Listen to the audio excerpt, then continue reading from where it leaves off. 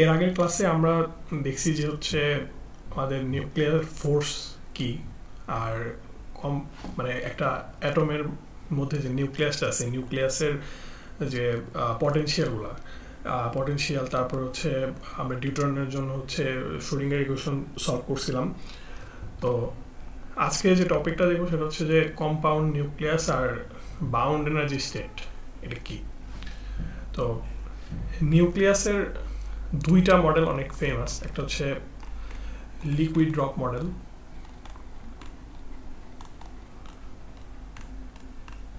আর আরেকটা হচ্ছে shell model. এরপর আরো অনেক মডেল আছে, কিন্তু এই দুইটা মডেল হচ্ছে ক্লাসিক মানে নিউক্লিয়ার ফিজিক্সে আর কি পড়ানো হয়। তো অ্যাটমের যেমন মডেল আছে, বোরের মডেল, রাদারফোর্ডের মডেল, তেমন হচ্ছে নিউক্লিয়াসেরও মডেল আছে। তো লিকুইড ড্রপ মডেল যেটা বলে যে আমরা এখানে অ্যাজিউম করি যে নিউক্লিয়াসটা হচ্ছে একটা লিকুইড ড্রপের মতো, যেখানে মানে হোল রিজিয়ন জুড়ে হচ্ছে ডেনসিটি কনস্ট্যান্ট, এটা হচ্ছে কনস্ট্যান্ট, আর এইটা হচ্ছে ইনকম্প্রেসিবল, এটা কম্প্রেস করা যায় না, ইনকম্প্রেসিবল।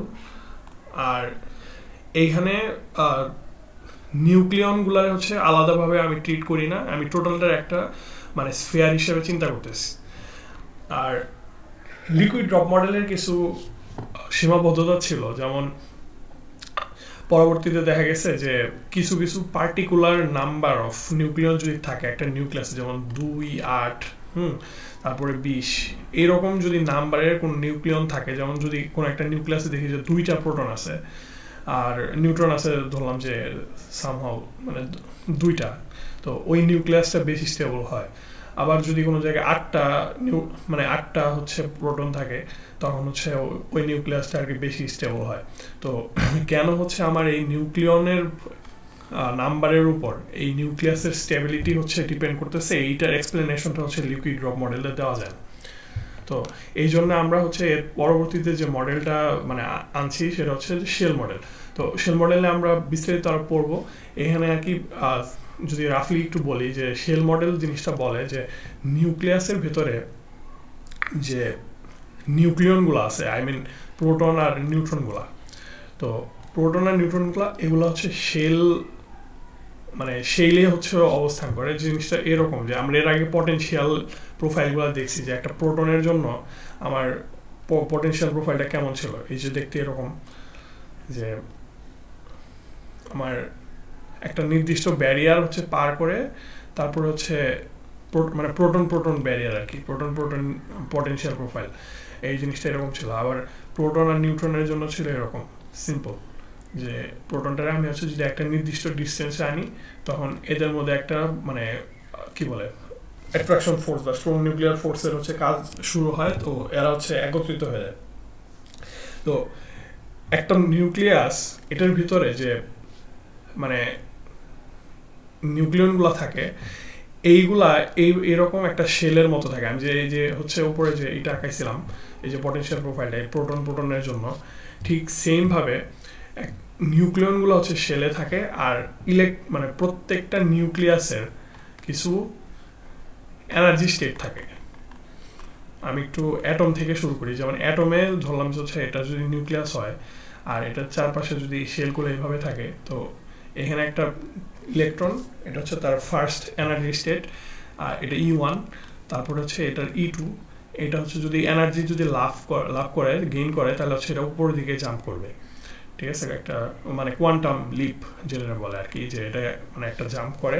আবার যদি হচ্ছে ইলেকট্রন যদি মানে এনার্জি হারায়, তখন হচ্ছে আগের শেলে হচ্ছে ফিরে আসে। এখন নিউক্লিয়াসের ক্ষেত্রে অনেক জিনিসটা অনেকটা এরকম। আমি যদি এইভাবে রিপ্রেজেন্ট করি একটা নিউক্লিয়াসের এনার্জি স্টেটকে, যে এইটা হচ্ছে তার বাইন্ডিং এনার্জি, মানে বাইন্ডিং এনার্জি। তো যেমন এই জায়গায় যেমন ছিল, এই জায়গাটা হচ্ছে তার বাইন্ডিং এনার্জি, প্রোটন আর প্রোটনের বাইন্ডিং এনার্জি হচ্ছে এতটুকু। তো এই জায়গাটা যদি বাইন্ডিং এনার্জি হয়, তাহলে এই টোটাল যে এনার্জিটা, এটা আমরা বলতেছি হচ্ছে বাউন্ড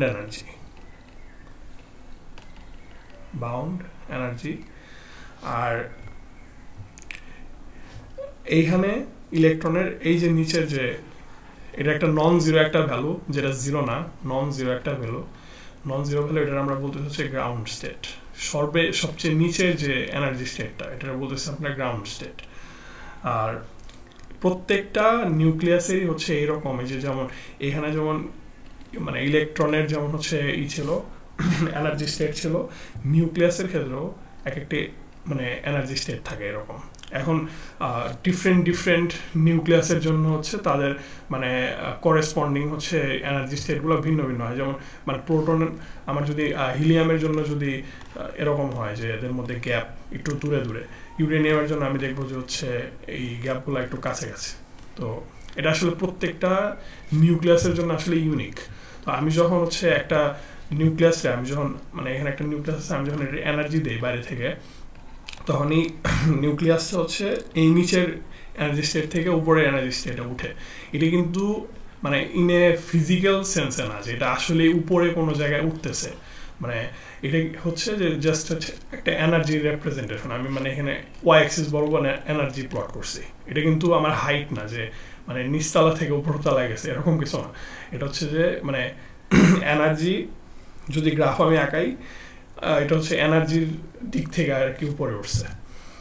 আচ্ছা, এখানে একটা জিনিস ক্যাটাগরি হবে যে আমি যদি এই বরাবর এনার্জি প্লট করি, এটা যদি আমার বাইন্ডিং এনার্জিটা হয়, তো এই জায়গায় এগুলো আমরা বলতেছি হচ্ছে bound state, bound energy states. আর এই যে উপরের যে স্টেটগুলা, এখানেও স্টেট থাকে আরো। এমন হতে পারে যে হচ্ছে মানে যেহেতু আমি কি জানি যে প্রোটনের জন্য হচ্ছে এরকম একটা গ্রাফ আছে, তো এইখানেও আরো কিছু এনার্জি স্টেট থাকতে পারে। মানে আমার বাইন্ডিং এনার্জি গেইন করার পরেও আমি যদি এনার্জি দিতে থাকি নিউক্লিয়াসটারে, ওই নিউক্লিয়াসটা কিন্তু সাথে সাথে ভাঙবে না, ওর আগে হচ্ছে এই ব্যারিয়ারটা পার করতে হবে। তো আমরা যদি হচ্ছে ওই প্রিভিয়াস যে ভিডিওটা, ওটা যদি আমরা দেখে থাকি যে প্রোটন আসলে কিভাবে পটেনশিয়ালটা আসলে কাজ করে, তো ঠিক সেমভাবে আমি যদি এনার্জি দিই এখানে, একটা নিউক্লিয়াসে আমি যদি এনার্জি দিই, ওর নিচের শেল থেকে উপরের শেলে যাবে, আরও দিলে এখানে যাবে। তারপর একটা সময় যদি আমি এই যে মানে ব্যারিয়ারটা, এটা যদি পার করার মতো এনার্জি দিয়ে ফেলি, শুধুমাত্র তখনই হচ্ছে এই নিউক্লিয়াসটা হচ্ছে ব্রেকডাউন করবে। Nucleus breaks down here. তাহলে শর্তটা কি, যে এই যে অন্য একটা কালার নেই, যদি আমার যদি এই হাইটটা আমি যদি পার করতে পারি এনার্জিটা দিয়ে, তাহলে শুধুমাত্র নিউক্লিয়াস হচ্ছে ব্রেকডাউন করবে, এর আগে ভাঙবে না। তো এই যে স্টেটগুলো, এগুলো বলা হচ্ছে মেটাস্টেবল স্টেট। মেটাস্টেবল স্টেট, আশা করি বুঝতে পারছি এইটুকু। তাহলে এখানে আমরা দুইটা জিনিস দেখলাম, যে একটা নিউক্লিয়াসের ভিতরে এনার্জি স্টেট থাকে, দুই রকম এনার্জি স্টেট, একটা হচ্ছে বাউন্ড এনার্জি স্টেট আর একটা হচ্ছে মেটাস্টেবল স্টেট।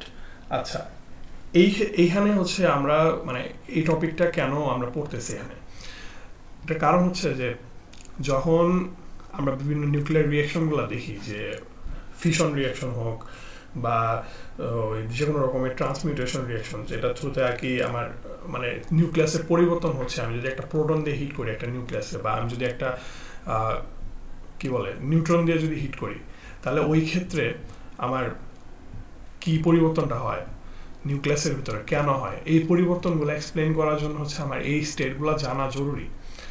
এখন এখানে একটা জিনিস বলার আছে যে, আচ্ছা এখানে একটা ইকুয়েশন লেখা যায় যে টোটাল যে পটেনশিয়াল এনার্জিটা, এই টোটাল যে পটেনশিয়াল এনার্জি,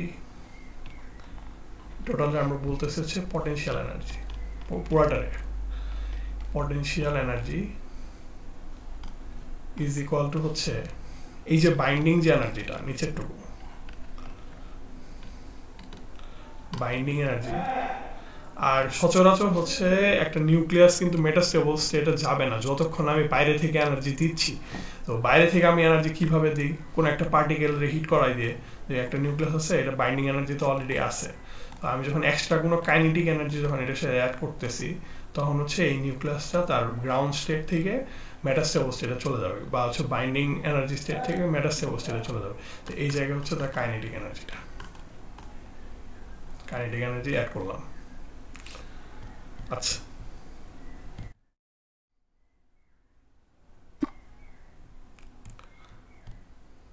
তো একটা নিউক্লিয়াস যখন একটা নিউক্লিয়ার রিঅ্যাকশনের থ্রুতে যাচ্ছে, আমরা এখন নিউক্লিয়ার রিঅ্যাকশনে যাচ্ছি, যে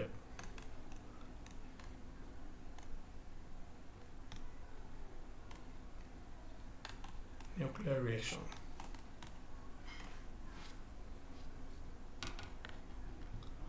যখন একটা নিউক্লিয়ার রিঅ্যাকশন হইতেছে, এখানে সিনারিওটা আসলে কি, যে একটা নিউক্লিয়াস আছে যেটা হচ্ছে তার প্যারেন্ট,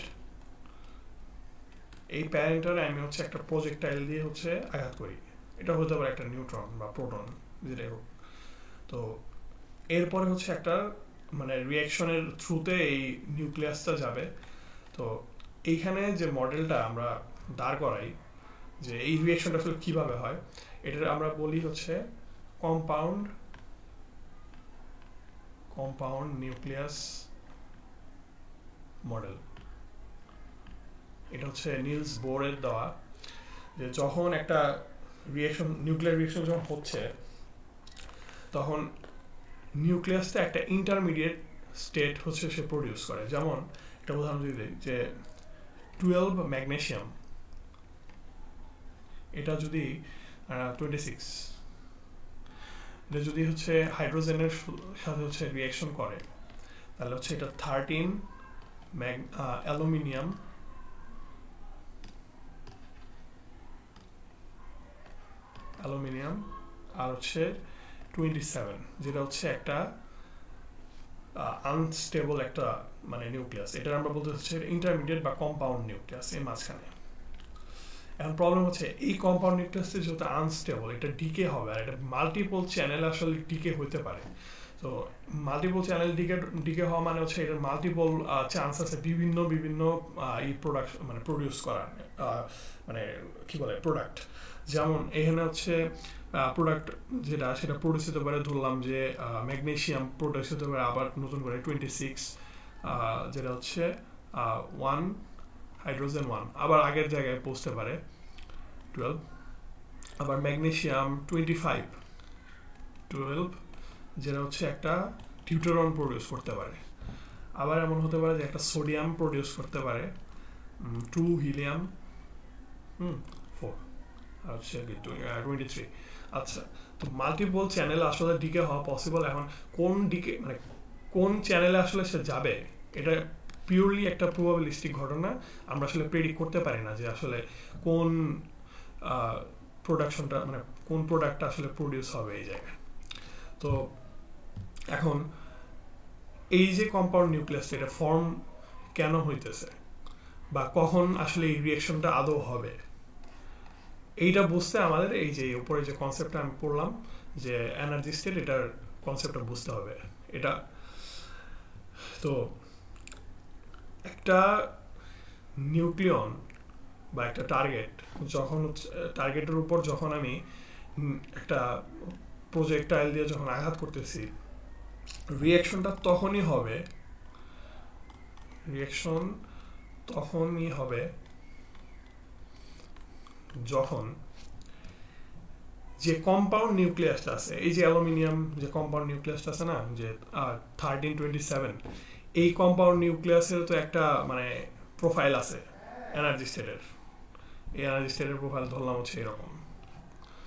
যখন হচ্ছে এই টোটাল কাইনেটিক আর যে বাইন্ডিং এনার্জিটা তো আগে থেকেই মানে থাকবে, একটা প্রত্যেকটা মানে এই নিউক্লিয়াসেরই একটা নিজস্ব বাইন্ডিং এনার্জি থাকে। তো অ্যালুমিনিয়াম 1327 যেটা মেটাস্টেবল অলরেডি। তো এই বাইন্ডিং এর যখন হচ্ছে এই নিউক্লিয়াসের বাইন্ডিং এনার্জির সাথে ওই কাইনেটিক এনার্জিটা যুক্ত হয়ে একটা পার্টিকুলার স্টেটে গিয়ে হচ্ছে পড়বে, মানে ধরলাম বাইন্ডিং এনার্জি হচ্ছে এতটুকু, আর এটা হচ্ছে তার বাইন্ডিং এনার্জি সাপোজ 0। তো মিনিট